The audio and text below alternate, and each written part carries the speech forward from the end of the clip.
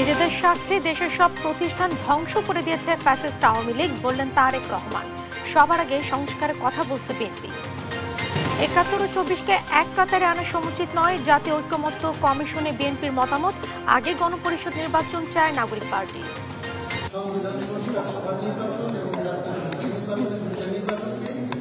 একসাথে করে প্রথমে সংবিধান সংস্কার করে তারপরে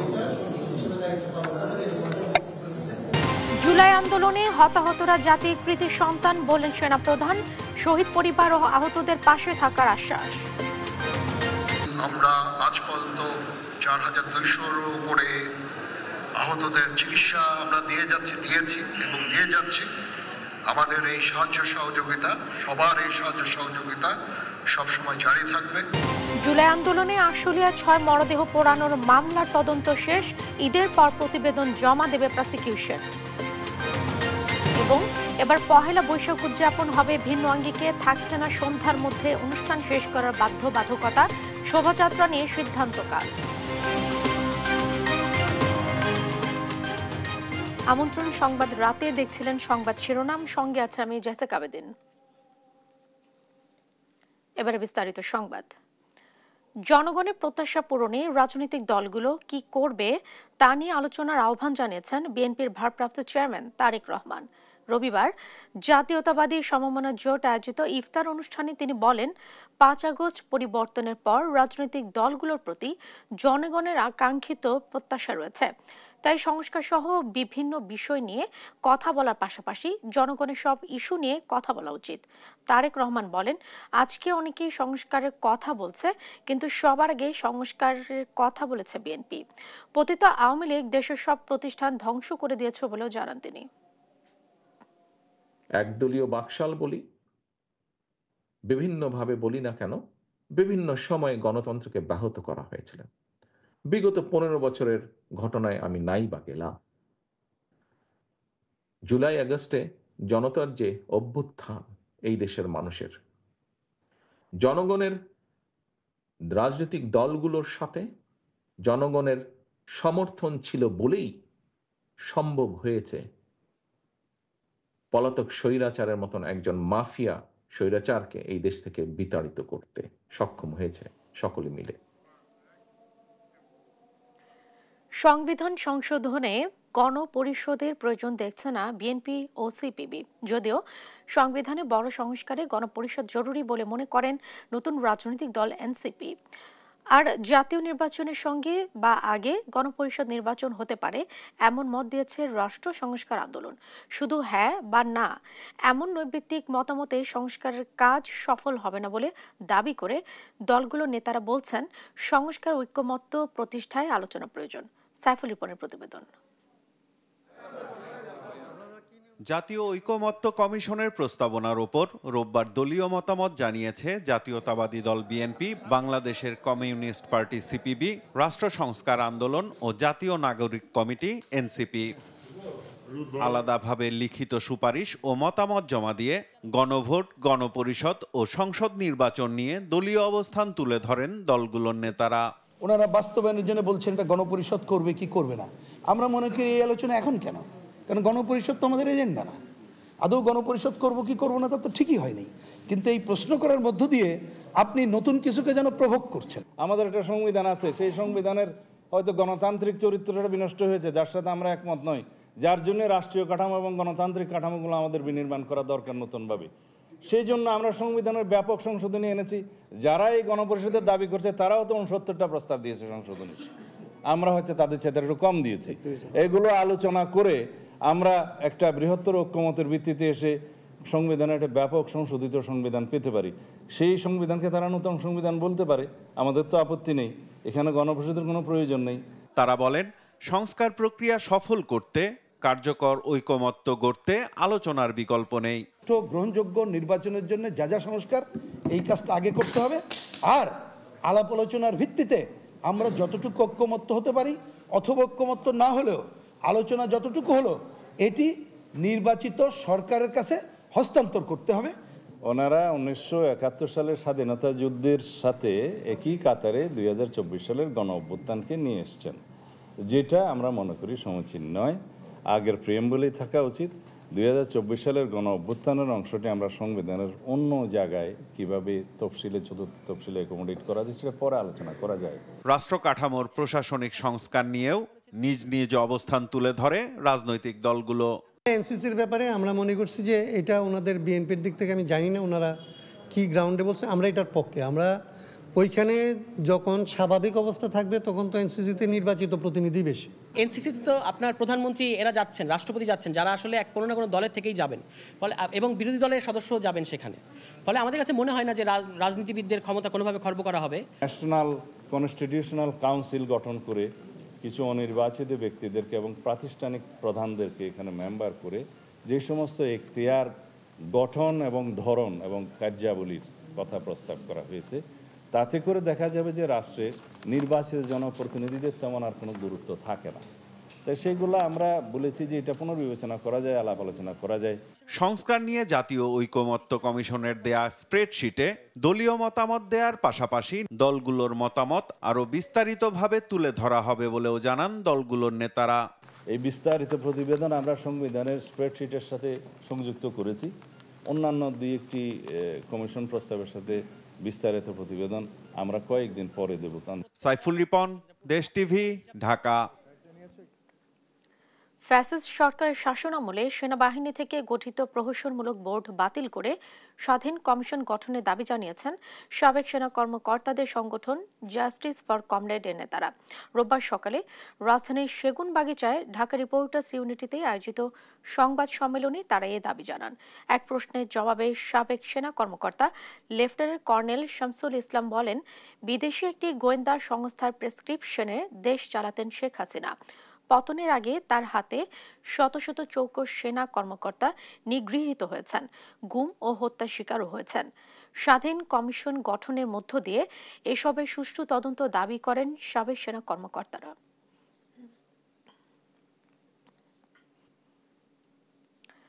প্রধান উপদেষ্টা ডক্টর মোহাম্মদ ইউনূসের চীন সফর দুদেশের মধ্যে সম্পর্ক উন্নয়নে মাইলফলক হবে বলে মন্তব্য করেছেন ঢাকায় নিযুক্ত চীনা রাষ্ট্রদূত ইয়াও ওয়েন। রবিবার পররাষ্ট্র মন্ত্রণালয়ের পররাষ্ট্র সচিব মোহাম্মদ জসিম উদ্দিনের সঙ্গে বৈঠক শেষে সাংবাদিকদের তিনি কথা বলেন। আগামী ২৬ মার্চ প্রধান উপদেষ্টা ডক্টর মোহাম্মদ ইউনূসের ৩ দিনের সফরে চীনে যাচ্ছেন। চীনা রাষ্ট্রদূত বলেন, প্রধান উপদেষ্টার সফর নিয়ে তারা খুব ঘনিষ্ঠভাবে কাজ করছেন। এই সফরে গুরুত্বপূর্ণ ঘোষণা আসতে পারে। সফরটি একটি মাইলফলক হবে। প্রধান উপদেষ্টার চীন সফরে কোনো চুক্তি হবার সম্ভাবনা না থাকলেও বেশ কিছু সমঝোতা স্মারক সই হবে বলে জানিয়েছেন পররাষ্ট্র উপদেষ্টা মোহাম্মদ তৌহিদ হোসেন। আগামী ২৬ মার্চ দুপুরে প্রধান উপদেষ্টা ৩ দিনের চীন সফরে ঢাকা ছেড়ে যাবেন। আওয়ামী লীগ নিষিদ্ধের প্রসঙ্গে বর্তমান সরকার বরাবরই চতুরতার আশ্রয় নিচ্ছে বলে মন্তব্য করেছেন গণহত্যাকারী আওয়ামী লীগ নিষিদ্ধকরণ আন্দোলনের নেতারা। ঢাকা বিশ্ববিদ্যালয়ের মধুর ক্যান্টিনে আয়োজিত এক সংবাদ সম্মেলনে এসব কথা বলেন তারা। জানান, উপদেষ্টা সহ বিভিন্ন মহল আওয়ামী লীগকে পুনর্বাসনেরহীন প্রচেষ্টা করে যাচ্ছে, যা জুলাই শহীদ ও আহতদের রক্তের সঙ্গে সুস্পষ্ট বেইমানি। জুলাই শহীদদের রক্তের সঙ্গে বেইমানি করে আওয়ামী লীগ পুনর্বাসনের চেষ্টা করার দুঃসাহস দেখালে ভালো কিছু হবে না বলে হুঁশিয়ারি দেন তারা। এ সময় আন্দোলনকে আরও শক্তিশালী করার লক্ষ্যে আগামী 2 সপ্তাহের জন্য জুলাই রিভাইজ কর্মসূচি ঘোষণা করেন। আওয়ামী লীগ নিষিদ্ধের প্রসঙ্গে বর্তমান সরকার বরাবরই চতুরতার আশ্রয় নিয়ে বিভিন্ন রাজনৈতিক দলের প্রসঙ্গ টেনে, বিভিন্ন মহলের প্রসঙ্গ টেনে অমক তমক আওয়ামী লীগের নিষিদ্ধ চাচ্ছে না ইত্যাদি মন্তব্য করে যাচ্ছেন। অন্তর্বর্তীকালীন সরকারের এটি ভুলে যাওয়া উচিত হবে না যে অমক তমক মহল বা অমক তমক রাজনৈতিক দল নয়, বরং জুলাই অভ্যুত্থানের আহত, শহীদ এবং ছাত্র জনতাই তাদেরকে এই গুরু দায়িত্ব অর্পণ করেছিল। সুতরাং আপনাদের স্মরণ রাখা দরকার, ছাত্র জনতার জনদাবির বিরুদ্ধে অবস্থান নিলে ছাত্র জনতা আপনাদেরকেও ইতিহাসের রাস্তা করে ফেলতে কুণ্ঠিত বোধ করবে না। জুলাই আগস্ট গণহত্যায় আশুলিয়া 6 লাশ পোড়ানোর মামলায় তদন্ত শেষ বলে জানিয়েছেন চিফ প্রসিকিউটর তাজুল ইসলাম। মামলাটি শুনানির মধ্য দিয়ে ঈদের পর ট্রাইব্যুনালের কার্যক্রম শুরু হবে বলেও জানান তিনি। সাবরিনা মজুমদারের রিপোর্ট।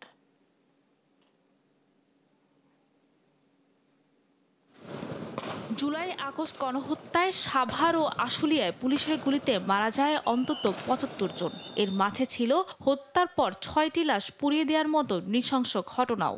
সে সময় ধারণ করা ছবিতে দেখা যায় গুলিবিদ্ধ হয়ে পড়ে থাকা ছাত্রদের লাশ একটি ভ্যানে পুলিশ সদস্যরা নিক্ষেপ করছেন, যেন মানুষ নয় মৃত প্রাণী। এই লাশ পুড়িয়ে ফেলার মামলায় গত ২৪ ডিসেম্বর স্থানীয় সাবেক এমপি সাইফুল ইসলাম সহ কয়েকজনের বিরুদ্ধে গ্রেফতারি পরোয়ানা জারি করে আন্তর্জাতিক অপরাধ ট্রাইব্যুনাল। রোববার দুপুরে চিফ প্রসিকিউটর জানান, এই অভিযোগে করা মামলাটির তদন্ত শেষ হয়েছে। মামলাটির শুনানির মধ্য দিয়ে ঈদের পর ট্রাইব্যুনালের কার্যক্রম শুরু হবে বলেও জানান তিনি। অনেকগুলো মামলা হবে, অনেকগুলো প্রতিবেদন হবে, কিন্তু আমরা এখান থেকে প্রায়োরিটাইজ করছি। একটা তদন্ত রিপোর্ট অলরেডি আমাদের হাতে চলে এসেছে। আশুলিয়াতে যে ৬টা লাশকে গুলি করে হত্যার পরে যে পুড়িয়ে দেওয়া হয়েছিল, সেই বিষয়টা অনেকটা স্ট্রেইট ফরওয়ার্ড কেস, সেটার তদন্ত সমাপ্ত হয়েছে, সেটার জাস্ট ফাইনাল টাচগুলো বাকি আছে, বাট রিপোর্ট আমাদের হাতে অলরেডি। জুলাই আগস্ট গণহত্যা ও মানবতা বিরোধী অপরাধের অভিযোগে আন্তর্জাতিক অপরাধ ট্রাইব্যুনালে এখন পর্যন্ত ২৩টি মামলা হয়েছে। এর মধ্যে গ্রেফতারি পরোয়ানা জারি হয়েছে ১৪১ জনের বিরুদ্ধে। সাবরিনা মজুমদার, দেশ টিভি, ঢাকা। এবার পহেলা বৈশাখে শোভাযাত্রা হবে ভিন্ন আঙ্গিকে বলে জানিয়েছেন সংস্কৃতি বিষয়ক উপদেষ্টা মোস্তফা সরওয়ার ফারুকী। রবিবার সচিবালয়ে ব্রিফিংয়ে তিনি কথা জানান। তবে এই শোভাযাত্রার নাম মঙ্গল শোভাযাত্রা থাকবে নাকি আনন্দ শোভাযাত্রা হবে, সে বিষয়ে সোমবার সিদ্ধান্ত হবে বলেও জানান তিনি। আলী আক্কাস আকাশের রিপোর্ট। পহেলা বৈশাখ বাংলা সনের প্রথম দিন। বাঙালির এই প্রাণের উৎসবের সঙ্গে ওতপ্রোতভাবে জড়িয়ে আছে আবহমান বাংলার কৃষি। এদিন সারা দেশে মেলাগুলো পরিণত হয় উৎসব আয়োজনে। তবে এবারের পহেলা বৈশাখের প্রেক্ষাপট কিছুটা ভিন্ন। ৫ আগস্ট স্বৈর সরকারের পতনের পর বদলের হাওয়া লেগেছে বাঙালির এই প্রাণের উৎসবেও। এবার পহেলা বৈশাখের শোভাযাত্রা বের হবে ভিন্ন আঙ্গিকে। রোববার দুপুরে সাংবাদিকদের সঙ্গে এক ব্রিফিংয়ে একথা জানান সংস্কৃতি বিষয়ক উপদেষ্টা মোস্তফা সরওয়ার ফারুকী। এবারের শোভাযাত্রা যেটা চারুকলা থেকে বের হবে, সেখানে আপনারা সত্যিকার অর্থে নতুন জিনিস দেখবেন, মানে ভিজুয়ালি আপনাদের চোখেই পরিবর্তন দেখতে পাবেন অনেক। সেটা এখন আমরা ডিটেল না বলছি, ইটস এ টিজার। যারা অংশগ্রহণ করবেন তারা প্রত্যেকে নিজেরাই নিজেদের চোখে দেখতে পাবেন যে পরিবর্তনগুলো কিভাবে ঘটছে। তবে আসলেই নতুন কিছু দেখবেন, নতুন রং দেখবেন, নতুন গন্ধ পাবেন, নতুন সুর পাবেন। এবারের বৈশাখী শোভাযাত্রার নাম পরিবর্তন হবে কিনা সে ব্যাপারে সোমবার সিদ্ধান্ত হবে বলেও জানান তিনি। নাম কি নামে শোভাযাত্রা হবে সেটা আগামীকালকে একটা সভা আছে, সেখানে ঠিক হবে। দ্বিতীয় আরেকটা কথা বলতে চাই আমি আপনাদেরকে, সেটা হচ্ছে এই যে এবারের দুইটা জিনিস। একটা হচ্ছে মঙ্গল শোভাযাত্রার কথা যদি বলি, মানে অনেক হিস্টোরিক টার্ম, এটা কিন্তু মঙ্গল শোভাযাত্রা নামে শুরু হয়নি, আপনি জানেন নিশ্চয়ই। এটার নাম ছিল আনন্দ শোভাযাত্রা, সেখান থেকে হয়েছে মঙ্গল শোভাযাত্রা, রাইট? যে নাম একবার পরিবর্তিত হয়েছে, যদি সবাই সর্বসম্মত হয় তাহলে আবার পরিবর্তন হতে পারে, আবার যদি সবাই সম্মত হয় পরিবর্তন নাও হতে পারে। এটা কালকে সবাই নির্ধারিত হবে। জানা যায় 14 তারিখ সংসদ ভবনের সামনে সাংস্কৃতিক অনুষ্ঠান এবং ড্রোন শো হবে চীনা দূতাবাসের সহযোগিতায়। প্রতি বছরের মতো এবারও ছায়ানটে রমনার বটমূলে আয়োজন হবে। গান বাছাইয়ের ক্ষেত্রেও কোনো ধরনের নির্দেশনা নেই বলেও জানান সংশ্লিষ্টরা। আলী আক্কাস আকাশ, দেশ টিভি, ঢাকা। পতিত সরকারের বাহিনী ও লুটপাট করা অর্থে অপপ্রচার এবং বিভ্রান্তি ছড়িয়ে দেশকে অস্থিতিশীল করার চেষ্টা চালিয়ে যাচ্ছে।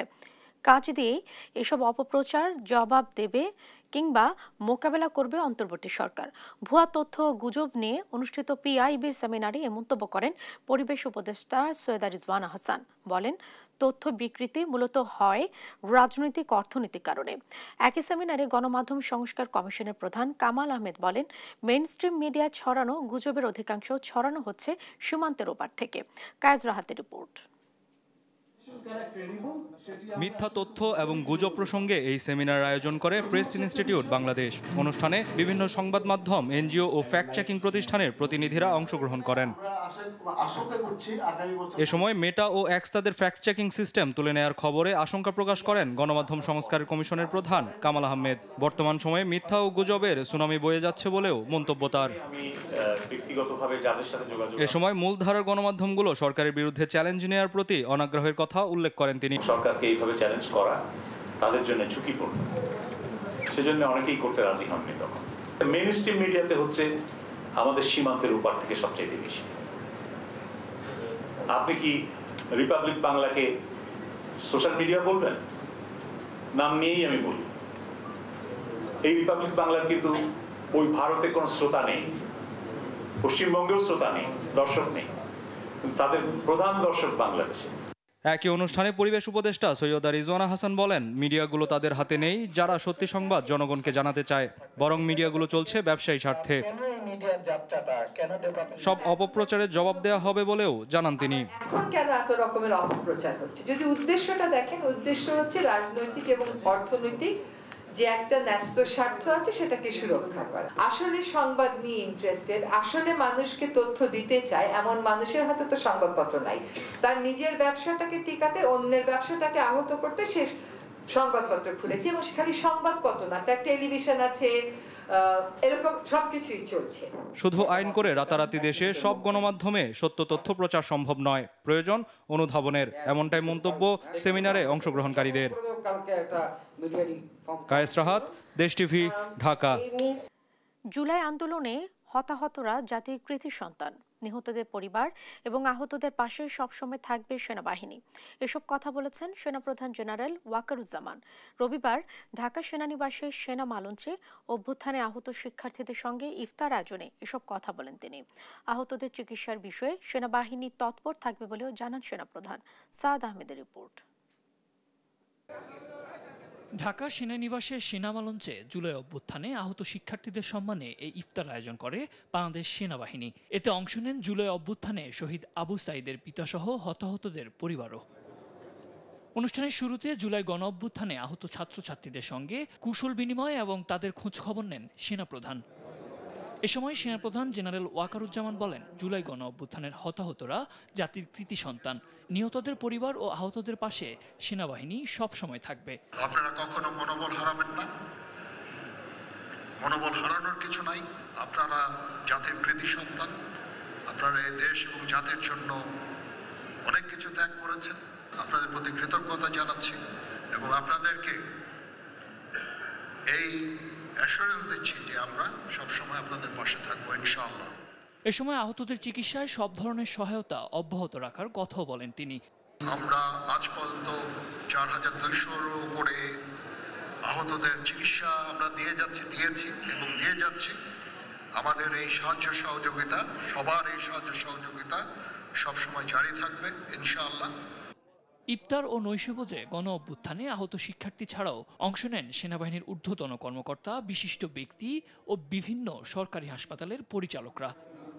পরে সেনাবাহিনীর পক্ষ থেকে আহত শিক্ষার্থীদের হাতে ঈদ উপহার তুলে দেওয়া হয়। সাদ আহমেদ, দেশ টিভি, ঢাকা। ক্রয় রসিদ ও পণ্য আমদানির যথাযথ কাগজ না থাকায় যমুনা ফিউচার পার্কে দুটি কসমেটিক্স দোকানকে জরিমানা করেছে ভোক্তা অধিকার সংরক্ষণ অধিদপ্তর।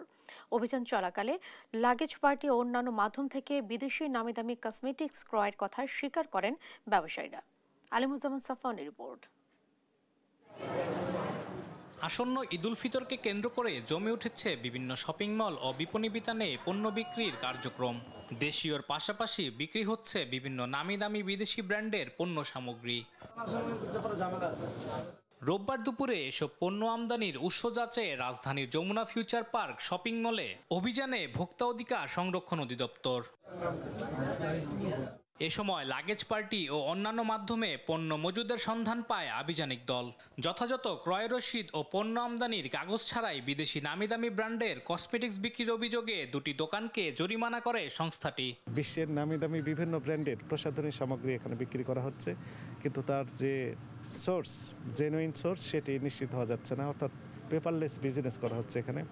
কোনো রকমের ডকুমেন্ট এখানে নেই। কার কাছ থেকে ক্রয় করেছেন, কী রেটে ক্রয় করেছেন, দু একটি ক্যাশ মেমো দেখালেও সেখানে লেখা আছে ঠিকানা ঢাকা বাংলাদেশ। একই সাথে কিছু ব্ল্যাঙ্ক ক্যাশ মেমো যেখানে উপরে হেডে যে প্রতিষ্ঠানের নাম ঠিকানা থাকার কথা ছিল সেগুলো নেই। আর ম্যাক্সিমাম ক্ষেত্রে কোনো রকমের কাগজপত্রই দেখাতে পারছেন না। ভোক্তা অধিকারের উপস্থিতি টের পেয়ে আশপাশের বেশ কয়েকটি দোকান বন্ধ করে পালিয়ে যান ব্যবসায়ীরা। আলিমুজ্জামান সাফওয়ান, দেশ টিভি, ঢাকা। দর্শক, ঈদ কেনাকাটার বিষয়ে জানাতে রাজধানীর বসুন্ধরা সিটি শপিং মল থেকে আমাদের সাথে সরাসরি যুক্ত হচ্ছেন আমাদের সহকর্মী তন্দ্রা তারুণ্য এবং খুলনা থেকে নূর ইসলাম রকি। শুরুতে আমরা চলে যাচ্ছি তন্দ্রার কাছে। তন্দ্রা, ঈদের কেনাকাটায় ক্রেতাদের ভিড় আপনি কেমন দেখছেন, আর কেনাকাটা কতটা জমে উঠেছে, আর দাম নিয়ে ক্রেতাদের কোনো ধরনের অভিযোগ রয়েছে কিনা, বিস্তারিত তথ্য জানাবেন। জেসিকা, যেহেতু ঈদের আর মাত্র কয়েকটা দিন বাকি আছে বলা যায়, সেক্ষেত্রে এখন কিন্তু ক্রেতা সমাগম অনেক বেশি শপিং মলগুলোতে, এবং শুধু জমজমাট বললেও মানে এটা কম হয়ে যাবে আমার কাছে মনে হচ্ছে, কারণ অনেক বেশি দেখা যাচ্ছে ক্রেতা সমাগম আগের তুলনায় এবার অনেক বেশি। এবং যদি আমি বলি যে ক্রেতা সমাগম ছাড়াও যদি বলি যে ক্রেতা সমাগমের দাম যেমনটা অনেক ক্রেতারা বলছেন যে অন্যান্য বারের তুলনায় এবার দামটা একটু বেশি, আবার বিক্রেতারাও দুষছেন যে রাজনৈতিক ব্যাপার স্যাপার রয়েছে এবং অন্যান্য অনেক কারণে এবার হচ্ছে দামটা তারা বলছে একটু বেশি, যে কারণে ক্রেতারাও বলছেন যে তারা ক্রেতা সমাগম বা ক্রেতারা কেনাকাটা করছে না, অর্থাৎ বেশি কেনাকাটা এবার নাকি ক্রেতারা কিছুটা কম কেনাকাটা করছে। আর এছাড়া যদি আমি বলি যে ভিড় কেমন রয়েছে বা এবার ঈদে জমজমাটটা কেমন হয়েছে মার্কেট, আপনি দেখতে পারবেন যে মানুষজন সবাই পরিবার পরিজন নিয়ে এসেছেন, কেউ বা বন্ধু বান্ধব নিয়ে এসেছেন এবং সবাই কেনাকাটা করছেন নিজেদের মধ্যে, নিজের সাধ্যের মধ্যে তারা সবাই